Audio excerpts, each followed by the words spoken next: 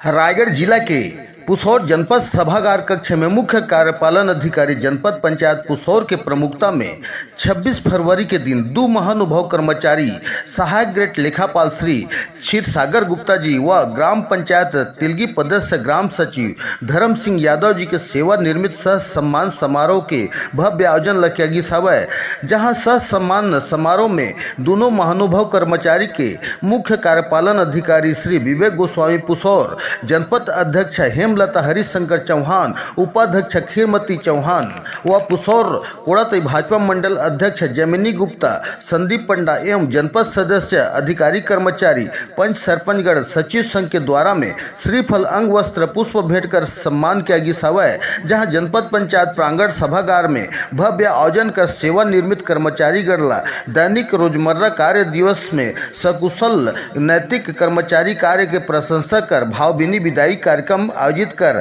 किया गया सवय, जहां दोनों सेवा निर्मित कर्मचारी गणला भव्य आतिशबाजी गीत भजन कर ढोल टासा नगाड़ा गुदुम बाजा और गदेला के साथ शोरगुल में रैली आयोजन कर दोनों महानुभाव कर्मचारी गणला सचिव संघ के प्रमुखता में निवास स्थान में जाकर के दीर्घायु के कामना कर भावभीनी विदाई सब सम्मान किया गया सवय।